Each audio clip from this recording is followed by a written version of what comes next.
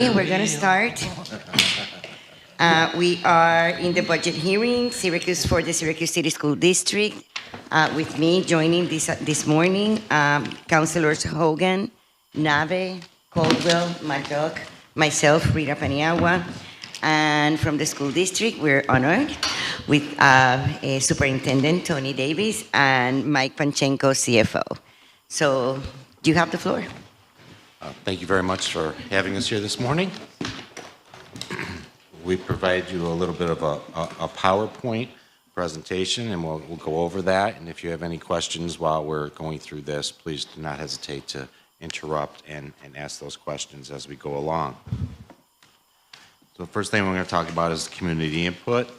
We're going to talk about the state budget, what's been released, and what we know at this point in time with the budget and state aid. And we'll talk about our revenue and our expenses. As you know, yesterday afternoon we heard that the state budget is passed.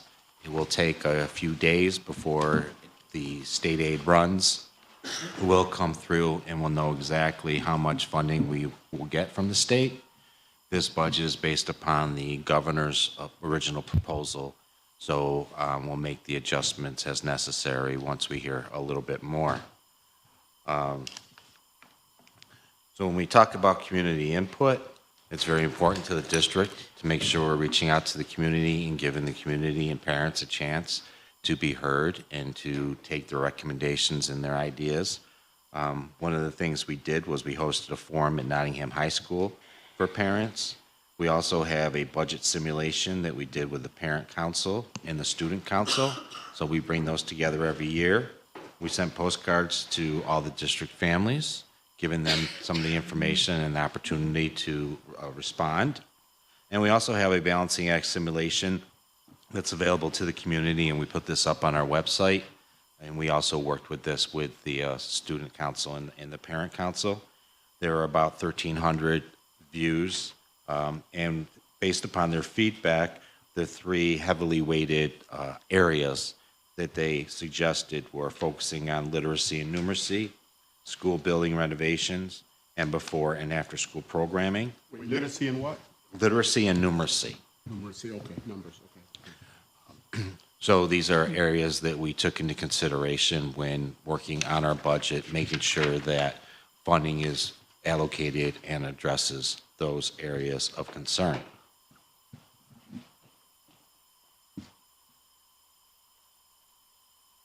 So when we talk about the state budget, this is the current legislative proposal as we know it. It's $37.4 billion education budget, and they updated the foundation aid formula, which I'll discuss briefly moving forward. And there was an increase of $1.7 billion or 4.8% over last year's budget.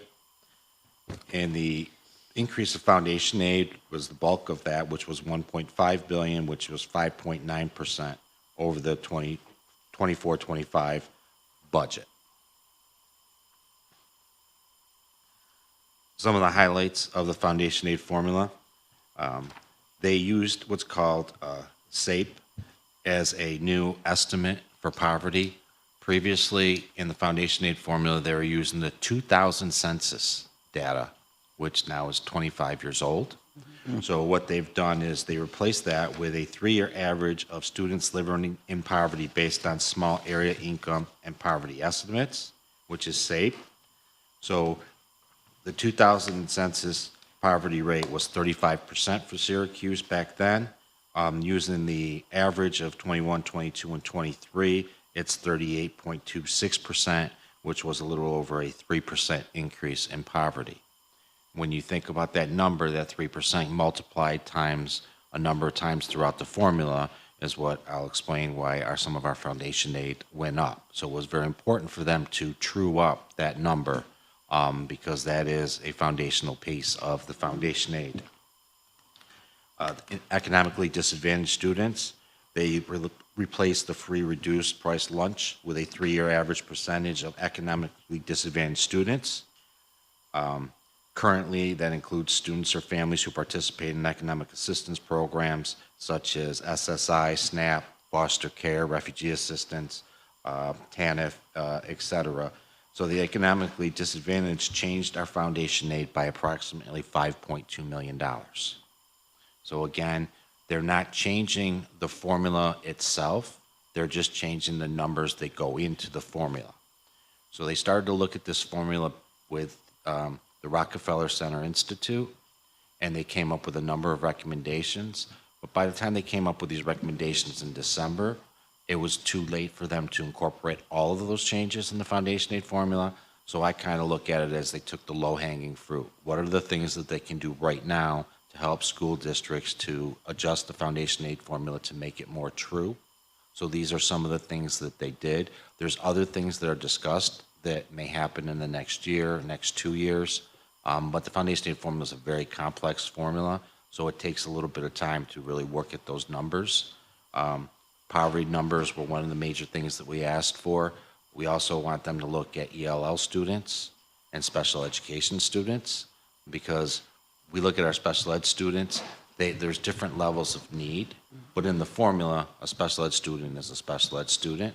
But if they can break that down, that will make a big difference in the foundation aid So formula. you won't see the entire impact of that formula for the next 2 years. Is that what you're saying? I'm saying right now, they've made these adjustments to the formula.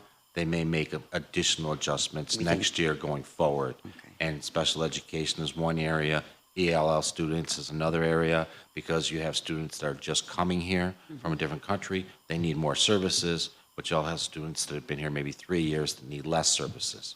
So if they can identify and we could say, okay, a little more money for those that just get here, and then level it down instead of just $1 amount in the middle. So we're hoping that that will work as well. The other thing they did was they changed the low wealth formula. So they had a floor and a ceiling in terms of the school district's wealth, and you can never go below the floor and you can never go above the ceiling. So what would happen is Syracuse was actually below that floor, and by them reducing the floor a little bit lower, it showed that our wealth is less, and it's more true of a number. What was happening with the ceiling is that a school district that is wealthier would never show us total wealth, because there was a ceiling. So it made the wealthier districts look poorer, and it made the poorer districts look wealthier. So by adjusting that and truing that up, that will make a difference in the formula as well for us. So that, by them adjusting that floor and ceiling, that was approximately $8.7 million of additional state aid for the school district. So all told, it's about $13.9 million of just new aid based upon those adjustments to the formula. And again, our hope is that they make those adjustments further with some other adjustments next year. So in the current legislative proposal, they're looking at fully fund existing formulas for building aid, transportation aid, special services aid, CTE. And with that is, right now, students, we get additional aid for career technical education students, but that are only students that are in those programs in 10th, 11th, and 12th grade. So we want them to adjust that formula to include students in 9th grade, because we have about 1,000 students in 9th grade doing some type of CTE programming throughout the district. In addition, we're going to be adding 250 kids at the STEAM High School, which will be more 9th graders in these programs, which would generate more revenue for the school district. When you have CTE programs, they're a little more expensive than your regular programs, right? You have the technology you have to buy, you have the maybe internships, you have a lot of different things that go along than a teacher in a regular classroom with just the smart board and the books and teaching the kids based upon that. There's more hands-on, so there's a bigger expense to CTE programs. Also, in the legislative proposal, they're looking at universal free school meal program. We currently have that under the federal Community Eligibility Act, so all of our students do get a free breakfast and lunch throughout the district. This is a federal program. This is something that we're watching closely, because we don't know what's going to be happening at the federal level. If this is one of those cuts that might happen at the federal level. There are a number of districts that are not part of this in New York State. So what the governor is doing is she's putting funds aside for those school districts that are not receiving federal money for free reduced price lunches. There's also funding in there for a college and high school opportunity. So this is programs for Pathways in Technology, early college high schools, and Smart Schools, Smart Scholars, early college high schools. These are grant-funded programs. We currently have these grants in the Syracuse City School District, but there may be opportunities to enhance that and build that out. So we'll be working on getting those funds. And then the one a lot of people are talking about is the distraction-free schools. And my understanding is this is the bill that will keep cell phones out of the classroom. And we've heard that that is going to be passed, but we do not know any of the guidance or directions associated with that. But again, that is be a administrative burden on our schools and staff, and we'll have to come up with ways to put policies and to monitor that moving forward. I know in some of the schools I've been in, like Clary, you know, to your point, it is a burden on it administratively because, you know, as parents come in, as students come in, the principal has a box that, you know, that takes away time to really educate and other stuff. So I think figuring that out with the state without taking away time from the district, I think make a lot of sense. And I think I would presume you guys are already strained. You know, you don't have much staff to really dedicate to work like that. Apparently, it's going to be a law, and we're going to have to figure out a way. Mm-hmm. Yeah. Some more things with the state budget. So it was an increase of $36.2 million of state aid to the school district over the current year. I talked about the $14 million that came back from the foundation aid formula, and then there's probably about another $16 million or so that is the CPI year-over-year increase that we're eligible for, which is $29.4 million in the foundation aid. There's $6.4 million more in transportation aid and $0.4 million in all other aids. The change in the CPI used in the foundation aid, it was revised. It originally was 3.1%. Now it's 2.9. So we knew that was going to happen. So we made that adjustment. And the district did not adjust any of our expense-based formulas. Adjustments were made on the current year projected expenditures. So we looked at our transportation aid was based upon our current contracts that we have with First Student, Ladin, and Central. So last year we had a new RFP go out. First Student is really the only game in town. So that cost increased to us about $6 million. So we're glad we got this additional transportation aid to make sure we can get our kids to school and home in a timely manner. So how is it going, the transportation, at different times, in the morning, in the afternoon? How is it going? Actually, this is probably the best year we've had with transportation. A lot of things got cleaned up, but remember we did an extensive campaign to make sure that everybody was on board making the decision, and the kids actually chose to stay earlier at the high school level, and so actually it's the best year we've had, I believe, transportation-wise. Thank you. So a little bit about the STEAM school. I know it's a little off about the budget, but can you give me like a little update of what's going on with the STEAM school, where we are? We'll be open the fall of 2025. All right. We've been told that the building will probably be turned over somewhere around the third week of August, somewhere in there. The full building won't be complete. However, the spaces that we need to actually start the programs will be ready to go. So we're excited about getting things started. We definitely have a full class of 250. So Already so matriculated? we can move forward. Yes. Superintendent, I know we asked this last year, and I wasn't sure you guys, I don't think you guys were aware of the answer to it, but the state aid for the outside students, does that come to us at the STEAM school? No. What will happen is we have there's legislation that allows those districts to pay us tuition Okay, for so the students it's like coming a to school, tuition transfer. and then they will get the aid on the Okay. on the back end. I was wondering how that So it's a worked out. tuition-based Okay. program. And this, go ahead. Is the 40% of the county also full? No, the 40% is opportunity, but right now, I think we had about 45 non-district students attending the STEAM school, that's planned to attend the STEAM school. And I want to say about 30 of those are from the county, and the other 15 are coming back from like maybe charter school settings. Charter school is treated as part of the 40%. Well, Charter school. not necessarily, Okay. because it could be a full 40% come from the county, and then we will still have students coming from charter schools that want to return. They would be counted more as part of Syracuse, because they're Syracuse residents.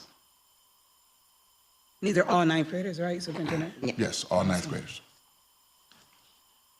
So we worked with the state on calculation of a tuition formula. We modeled it after what BOCES does in the county. And so we went to the commissioner and we got approval for that formula. And it's really kind of an expense-based formula.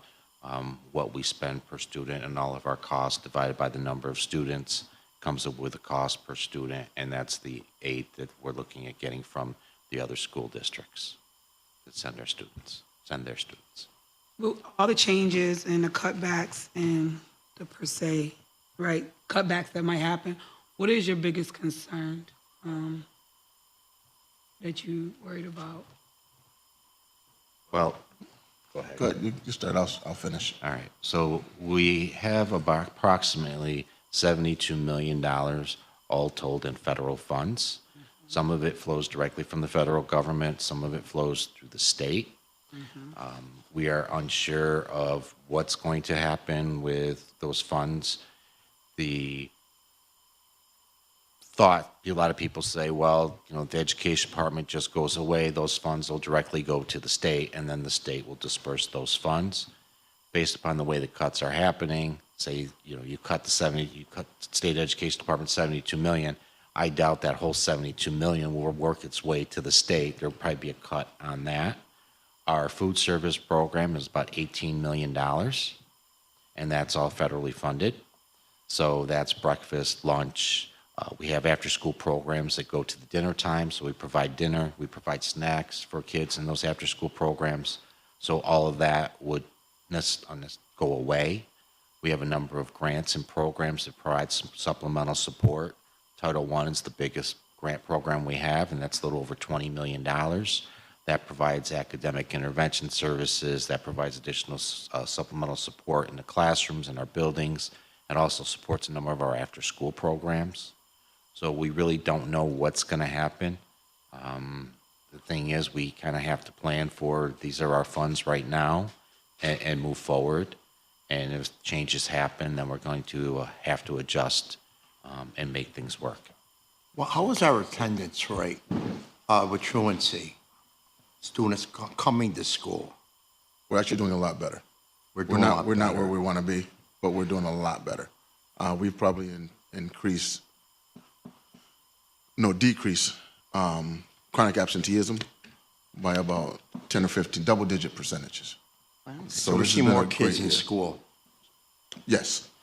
No, Just what making sure bo- that we're deliberate about trying to make sure that So what's bothering me, what's going on in the federal administration, all of our new Americans, our students, were considered undesirables by some people in the fear that they're going after the LGBTQ students who come to school. And I worry about them, and I just want to hope that their rights as citizens, as students, are protected, that we will not allow any outside agencies to come in our schools and try to pull these kids away, take them away from their families. we do have protocols to address that. That's good. Absolutely, Thank we you. do. One of the things, back to the initial question, one of my biggest concerns is security and safety. Making sure our kids are doing productive things so that we're not continually seeing in the news our kids getting hurt or hurting other people. Mm-hmm. So I think we have to continue to find ways to make sure that our students have positive things to do. And This in is a- addition to that is the unknown. Just as a remark, I've been in 3 schools in the last couple of weeks, and I can't believe how maintained they are. They look great. One was an older school last night, Huntington School. It was out Corcoran and Fowler too. Whoever your people are doing a great job keeping those schools up. I really appreciate that, and I know the neighborhoods really appreciate that. A lot of efforts going into making sure that our students go into places that they can be proud of. Yeah. Superintendent, and correct me if I'm wrong, but this year, I believe we have seen the highest percentage of children at risk of homelessness. How is that affecting our own district? I mean, right now, I believe we have about 2,500 students that represent probably 1,800 or more families. So it's a huge problem that we're dealing with, and just insecurity is just something that we're trying to address as best we can as a district. But we've also partnered with the county and the city, trying to make sure the resources are going to the right places so that we can support families differently, knowing that the district can't do it all. You know, no one entity can do it all, but together we can figure out different ways to support students and families. So that adds a layer to the social workers to Yes. be able to Yes, that's a piece of provide it. this service. Yep. Superintendent, what are those variables that are driving homelessness for the kids? That's a much bigger question than me. Tell me what you are hearing or what you are experiencing.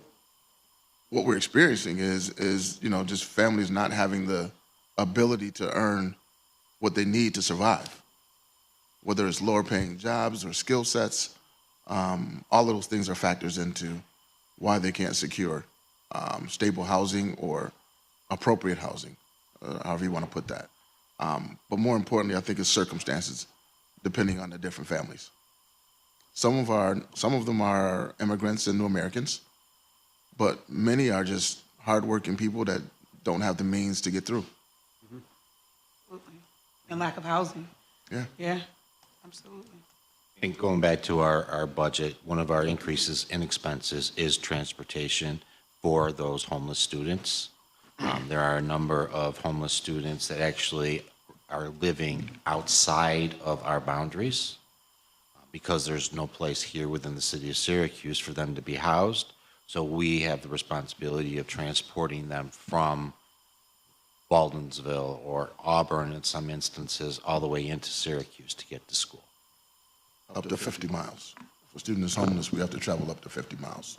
That's a travesty. I wanted to just circle back to the question about the kids being in school. You said that it's increased double digits. What grade levels are most impacted by that increase? I think we've pretty much increased at every grade level, but if you're asking the most, initially the most impacted was kindergarten. That was the grade level that had the highest level of chronic absenteeism. But again, that's you know, the kids aren't the ones that you have to have that conversation with. And that's on the That's parents. why we have to Yeah. impact families. Yeah. And I think you're right, Superintendent, because I know families that have kids that are kindergarten age, and they can't take them to school because you got to consider this transportation factor. You got to consider the work schedule and all of the other stuff. That just by the time they get out of school, there is no one to pick them up. You know, so it complicates a lot of things. But I see why that would be the case. We have a fantastic family engagement group that actually goes out and try to find out what the mitigating circumstances are, and then we try to problem solve around each family as to what we can do to make sure the kids are in school. Just to say a kudo, you know, I am a Nottingham graduate. I like to tell everybody that. Excuse me. We know. So, one thing I can say that I do a lot of talking to the school district and, listening to, but one thing I want to say that it was phenomenal this year that I didn't know, I think I know everything. Well, the school district, that you guys, this college access to kids at a younger age, getting them prepared to see other schools and on the road, like that was huge. It was ninth graders going, 10th graders going. Like, y'all have amazing team that's making that work, and I think that is going to change the trajectory of children, whether trade or college, when they have access to see more schools outside their city and abilities. So I know Monique Wright Williams does a phenomenal job with sending students. I heard there was a group of kids at Nottingham. I heard different schools, even middle schools, Cleary, they went, and the kids are like happy. So that made me feel great that we're continuing to build on that, even though we're going through a lot. And it's like, no, it doesn't stop. We keep pushing. I think it's back to opportunities. We're trying to make sure that kids have options regardless. If they want to go to a trade, they can go to a trade and make a great living. If they want to go to college, everything they do up to that point counts towards college. So it's not limiting their options regardless what they choose to do. Absolutely. I'm a Corcoran graduate, and we have an astronaut. No offense. Let me start. I'm a Nottingham graduate. But, I think you hit upon, I was so impressed with the kids' question to Ms. Epps. I mean, was they wonderful. were like so into it, and what Counselor Caldwell says, any kind of exposure to anything like that outside, where those kids can see what can happen if they stay in school and listen to the teachers and the guidance counselors and everything else. It was just a great experience Agreed, to be agreed. back in my old classroom. For the record, though, from what year? A black knight's a superintendent. One of the first years. One of the first years. Yeah. You're both Henniger Black. That's right, black knight superintendent. Yeah. Well, you know what? A lot of this council are city high school graduates. Outstanding. And Councilor Michelle went to Fowler. That's right. And, Proud, right? And I was going to say after I built it. Right here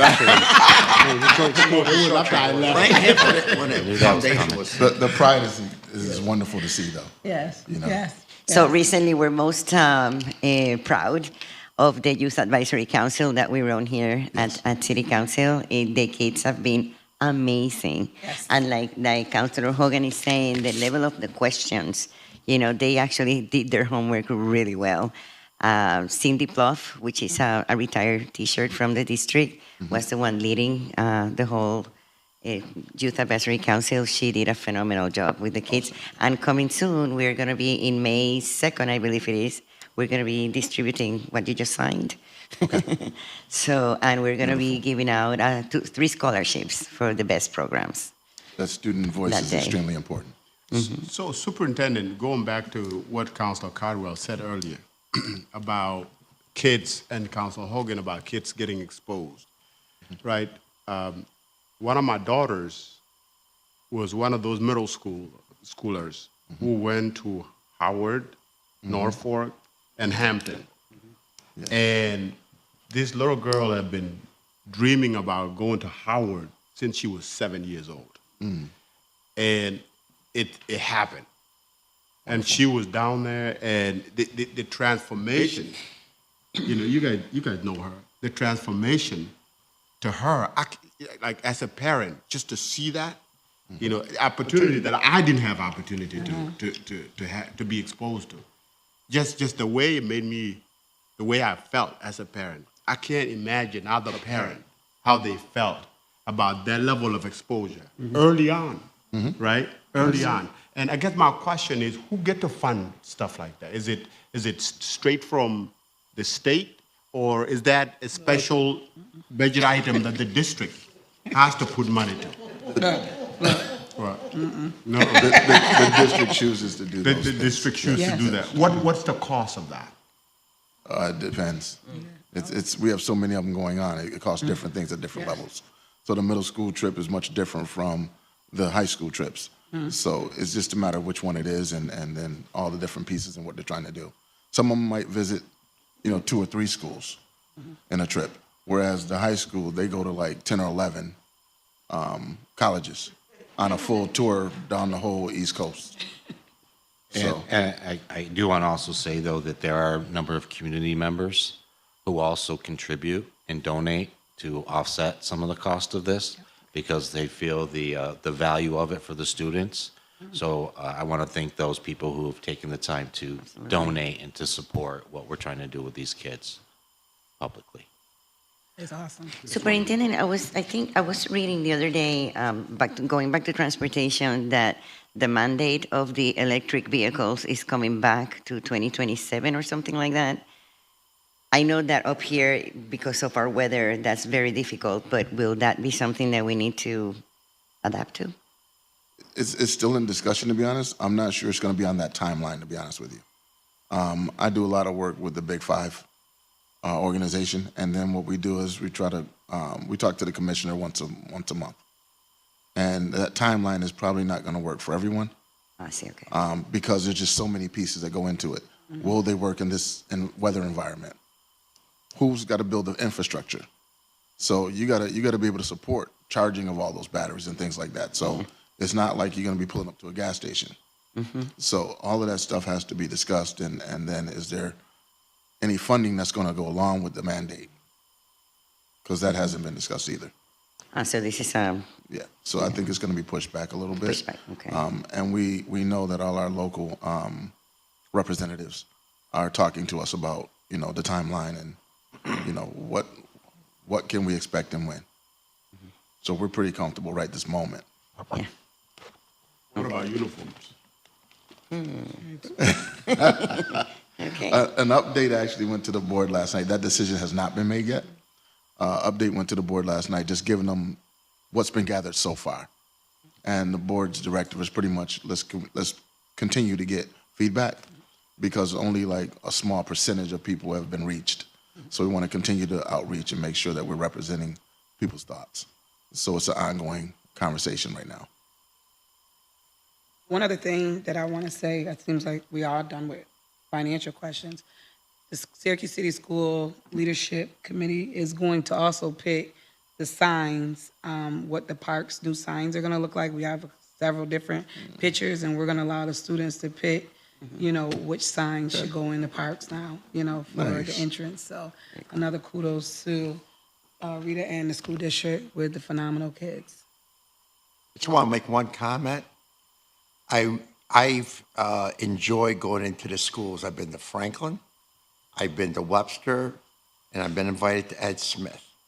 And I've read to the students, and they love people like me to show up and read them, like Bruce the Bear, Duck on a Bike, and they're all current books. They love it. They love it. And great staff, and I enjoy it. No more Dick and Jane. I go, no. You want to come read the district office? Yeah, I can do that too. I enjoy reading those kids. They really, and one girl was begging me, you got to read my book, Karen. I read that too. And I said to the person, am I over? Oh, counselor, you're way over. They want you to be here all day, read books to them. That's awesome. And I enjoy it. Well, thank you for taking the time to do that. Lincoln Auditorium, Yeah. I know the STEAM school, what are the plans for that? Is that going to be available outside folks to present performances, Lincoln Auditorium in the STEAM school? In the STEAM school? Yeah. How are you going to handle that? Music classes or? That's a great question. I don't know the exact plans for that. We know it's being restored. We know it's going to be ready the same time they said it's going to be turned over. Same time the school's going to be turned over. I mean, you're aware of the history So, that was absolutely. one of the, I mean, that was Acoustically, before it's the supposed to be advent of beautiful. electronic amplification. That was acoustically one of the great concert halls in Yep, the I've heard. country, so. We'll figure that out along the way, because I don't know what the exact plan for that when somebody wants to use it outside the district. So we'll work through that. So, in the interest of time, I mean, we interrupted your presentation, That's Mr. perfectly Panchenko. okay. We went all over the place. So, if you want to bring us back to the numbers, that'd be great. So in terms of the revenue, we're putting $8 million of fund balance into the STEAM school, and $2 million is going to go toward the Delaware Montessori phase-in. We're also putting, as we talked about, some of the facilities improvements. We're going to put $4 million into the capital projects, which will help support the ITC Stadium and Roosevelt Stadium. So we have plans to put 2 new stadiums in the district. It will be about for students, but also for the community. And then overall, based upon what our revenues are and our expenditures, we're looking at using about $15.5 million of our fund balance this coming year to balance our budget. We are asking no additional funding from the city or any changes to the tax rate, tax levy that go toward the school district funds. We are anticipating a slight increase in the pilot revenue and slight increase of sales tax revenue. So all told, we're looking at $36.2 million of state aid, about $70,000 more of federal impact aid, and $2.1 million in miscellaneous revenue. And part of that is the tuition coming back from the other school districts that are sending kids to the STEAM school. So when you look at our budget, our foundation aid is about $29.4 million, which is a 7.8% increase. Our transportation aid is $6.4 million, which is a 25% increase, and all other aids are a 1.4%. So our total increase, total state aid is 36.2, which is 7.8% of our budget. In terms of how this is looking at in terms of overall adopted budget, with our state aid, our property taxes are going to remain level. We're committed $10 million that's going to the fund balance. We used $25 million of fund balance this year, so we're going from using $25 million to 15.5 this coming year, with the goal of the next couple of years to reduce the total use of fund balance to the point where our revenues and expenditures are equal. And in terms of all other funds, so in terms of our total revenue, our dollar change is going to be $32.9 million, and it's a 5.7% increase to our budget. Just a couple things to talk about when we do put this budget together. We have the new strategic plan that is out there. So as we have conversations with the superintendent and the chiefs and the departments, a few things that we keep in mind is to establish a culture of learning and high expectations, increase student proficiency in literacy and numeracy, which is one of the areas that the community requested, improve belonging for all, continue to engage families in the community. Again, the conversation about students not coming to school at kindergarten, it's very important that we reach out to families, effectively and efficiently utilize our resources. We're looking at how we're spending our money, what we're spending our money on, and making sure we're being the most efficient and effective with those resources, especially as we know we're using fund balance now and we want to continue to reduce that use of fund balance, and recruit highly effective, diverse staff and provide incentives to retain them. It's very important that when we do get people on board, we're able to retain them and keep our staff here working for us in this district. Big considerations, as you know, is the STEAM High School. That's one of our priorities, and it's going to open in September, as the superintendent said. We're going to continue the Delaware Montessori phase-in. As Commissioner Hogan mentioned about our buildings, capital projects is another one of our priorities. We are starting JSCB Phase 3, so we're going to have a couple of schools involved in the next phase of total renovations at those buildings.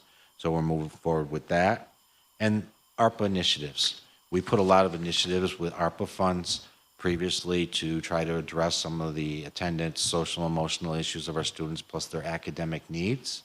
So we're continuing. We looked at those initiatives, what were funded under ARPA, those initiatives that we felt were effective, that needed to continue. We've kind of shifted those to our general fund budget or some of our other grant funds to kind of continue those and maintain those initiatives to keep the momentum going. In terms of our total adopted budget, our salary and wages is going to increase $21.4 million, which is an 8.1% increase. Our benefits have increased $5.4 million. Our professional services, you're going to see a $7 million increase. That goes back to the STEAM school.